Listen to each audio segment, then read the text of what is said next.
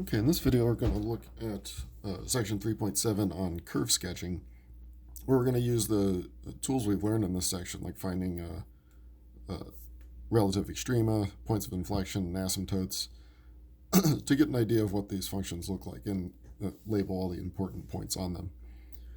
So we're starting off with a fairly simple one. This one, both of these are polynomials, so there's not going to be any asymptotes, so we don't have to worry about those.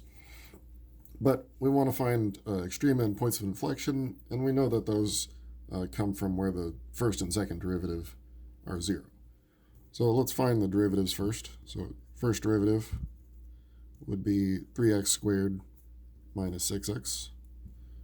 And let's find the critical points first. So we'll set this equal to 0. We can factor out a 3x. And if we set each factor to 0, we get critical points at 0 and at 2.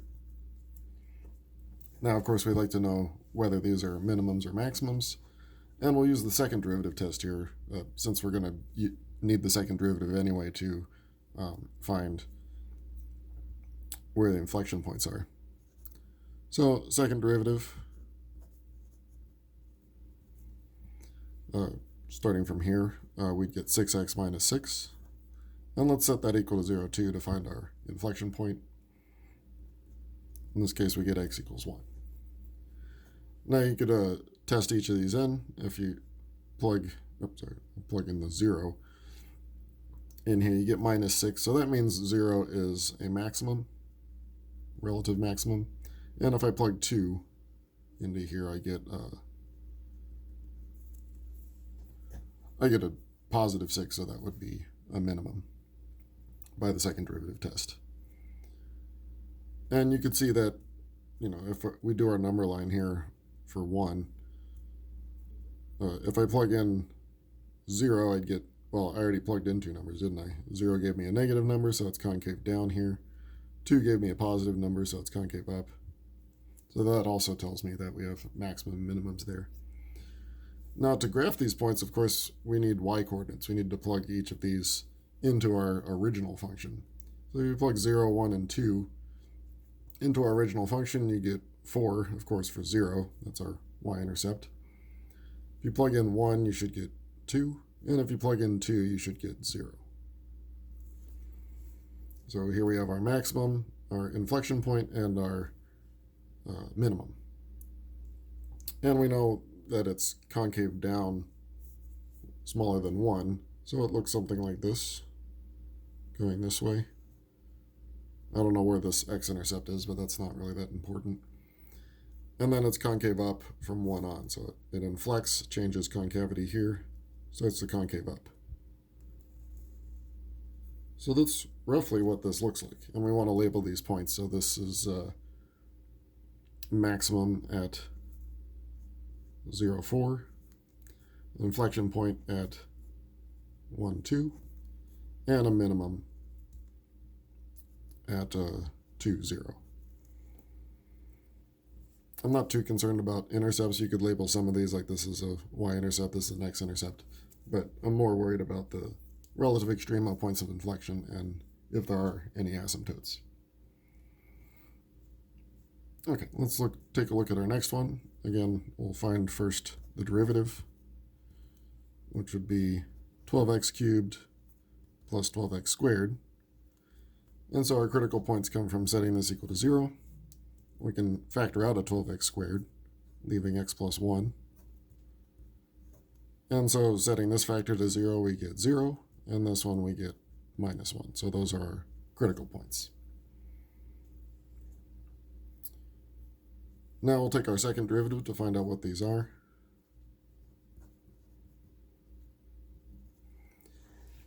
So from here we take our second derivative, so 36x squared plus 24x. And for inflection points, we want to know when this is going to be 0.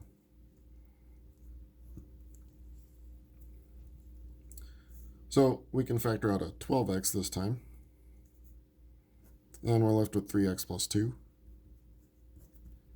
And now setting each of these to 0, we get x equals 0.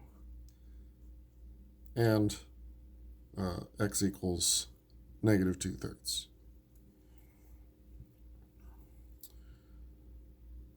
Now, if we test these, notice our second derivative test fails here because if we plug in 0, we get 0. So we don't know what 0 is right now.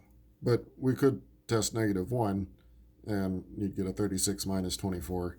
So that's going to be positive 12. So that makes this a minimum, or it's concave down there. Or sorry, concave up if it's a minimum, because it came out to be positive. So, but if we take a look at our number line again for our concavity, we have 0 and 2/3 as a, sorry, let's try that again. Do it over here. 0 and minus 2/3. We did test one point already. We tested here and got positive. And if you were to test somewhere in between, like you could test a -1/2 in between 0 and -2/3, you should get a negative value. And then past 0, if you plug in, say, 1, you're certainly going to get a positive number here. So both of these are inflection points, 0 and -2/3. Oh, sorry. Didn't realize you couldn't see any of that. So we got 0 and -2/3 as inflection points. And then we tested values around them to see that it does change concavity at both of those points. So these are both inflection points. Again, you need to plug in these values into the original function to get y coordinates. So 0, of course, is going to be 0. And we see that it's an inflection point, so that's going to be one of our inflection points. If you plug in -2/3, you get roughly, just rounding up, minus 0.6. So that's, let's say, around here.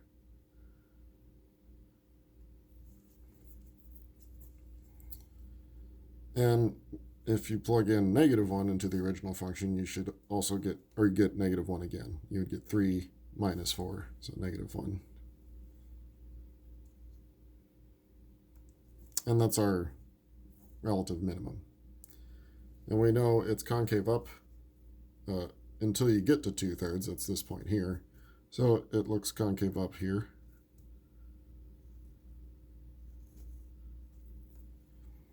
And then in between -2/3 and 0, it's concave down, so it switches to being concave down. But then it switches to being concave up at 0. So you can see 0, even though it's a critical value, it's not a minimum or a maximum. So this, again, is roughly what this graph would look like. Again, if you have a graphing calculator, you could plug it in and see how well we did. And then label our points. So we have a minimum at -1, -1. We have an inflection point at -2/3 and minus 0.6. And another inflection point at just 0, 0.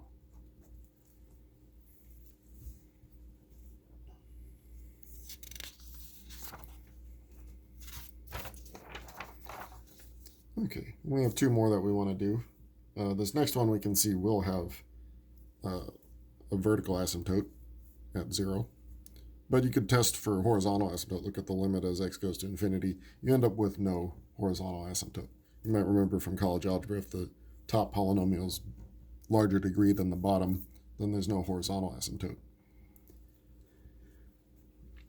So to take the derivative, we'd first like to distribute this. We'd get x plus 1 over x. That's nicer to take the derivative of. So our derivative would be 1 minus 1 over x squared. And if I set this equal to 0, I could multiply through by x squared, so I get x squared minus 1 is 0. And so that's going to give us plus or minus 1.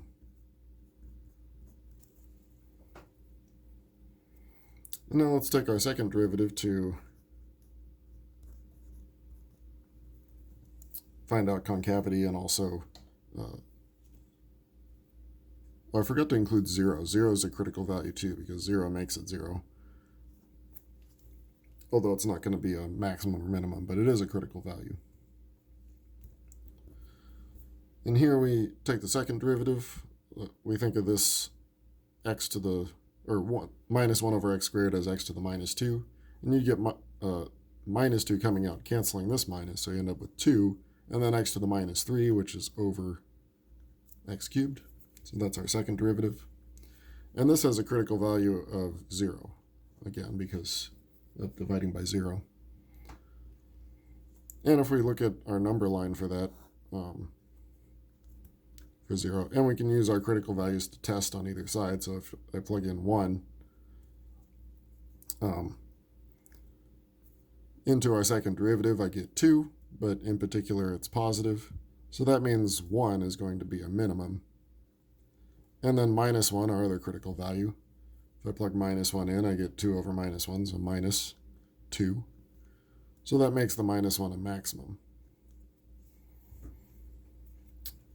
If I plug these plus or minus 1 back into the original function, if I plug 1 in, I get 1 plus 1 over 1, so that's 2. And if I plug negative 1 in, I get 1 plus 1 again, but over negative 1, so that's negative 2. But notice this one is a minimum at 1, 2, and this one is a maximum at minus 1, minus 2. And remember, we're having our vertical asymptote here, so it must look something like this because it's concave up in this region, so it must go up towards the asymptote there and then go off this way. And sort of a similar thing, but opposite, must be concave down, so go towards this asymptote this way and then out this way. And no inflection points here. 0 was a critical value, but it's not a value in the function. It's not in the domain, so it's not technically it changes at 0, but it's not a point on the graph, so we can't really call it an inflection point, even though the concavity does change there. Okay, our last one is going to require a little bit of work actually getting our derivative. So let's rewrite this as fractional exponent. And so we're going to need both the product rule because of this x times here, and also the general power rule for this. So our derivative, so first times derivative of the second, so x times 1/2 9 minus x squared to the minus 1/2. And then plus the other way around, so 9 minus x squared to the 1/2. And then the derivative of x is just 1. Okay, now before we set this to 0, we're definitely going to need to simplify it. So bringing this down, we'll have x over 2 square root of 9 minus x squared. And here just square root of 9 minus x squared. So to get a common denominator here, we're going to need to think of this first as being over 1, and then multiply by 2 square root of 9 minus x squared on the top and bottom.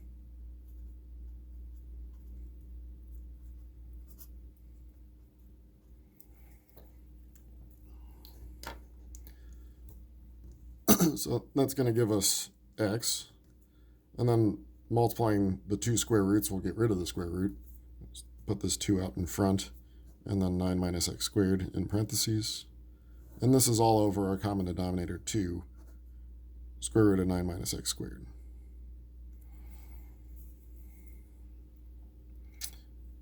And now finally, I feel like I'm missing something here. Oh, yeah. We forgot the minus 2x here from the chain rule. Okay, so this should have been a minus 2x squared, which we can then cancel out the 2's. So we never needed these 2's in the first place. So let's get rid of that. So that makes this a minus x squared here. Okay, so fixing that. Hopefully this is fine now.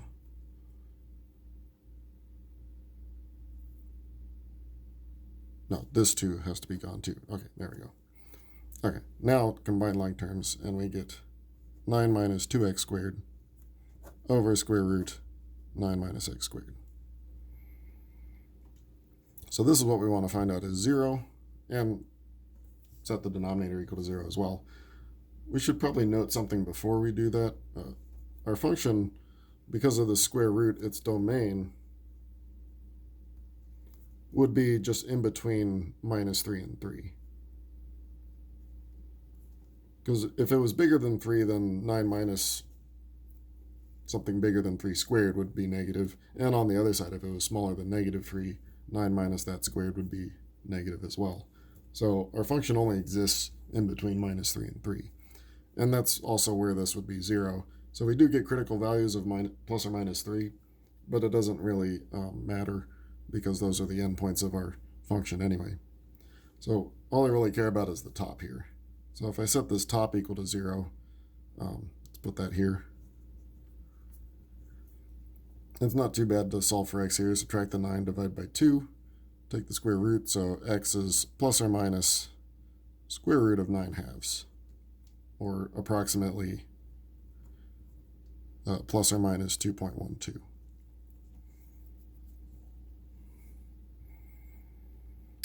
Now the second derivative, I'm probably not going to go through all the steps there because I certainly don't have enough room for it. But you'd need the quotient rule and the general power rule at some point. But let me just give you the end result here. You should end up with x times 2x squared minus 27 all over this 9 minus x squared, but now to the 3 halves. So you can try that on your own, get the derivative here and simplify it. It should come out to be this.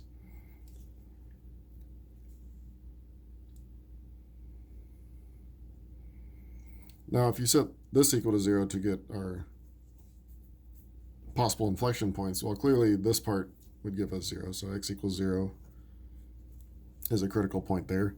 But if you set this equal to 0, you get the square root of 27 over 2, but that's outside of our domain, so that's not going to be anything. So even though we get some values by setting this equal to 0, it's not giving us something that's actually in our function. So 0 is the only one that's possible inflection point, and you can test it to see that it is. If you plug in our critical values on either side, or you could just plug in any number on either side of 0, you'd get that it's concave down on the right and concave up on the left. So again, just try that out for yourself. You'd plug in 1, which would give you 1 times 2 minus 27, so that's negative up here, and then a positive number on the bottom. So you get negative. And similar here, if you do a minus 1, you're going to get negative, or positive on top and negative on the bottom. Or sorry, positive on both top and bottom. Okay, so it turns out if you plug this back into the original function, this plus or minus square root of 9 halves, you could do all the math there, but you end up getting just 9 halves, plus or minus again.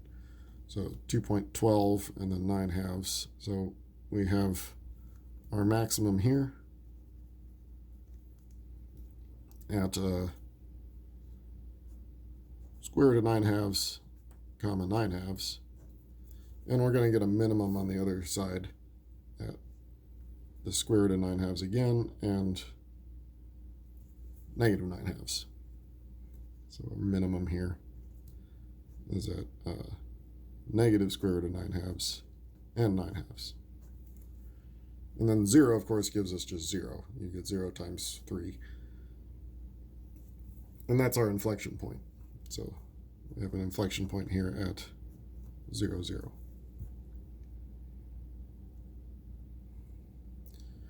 Since our domain only goes from minus 3 to 3, it's going to be nice to see what that gives us. And it's pretty easy to see that whether it's 3 or minus 3, you get 0, because it's 9 minus 9.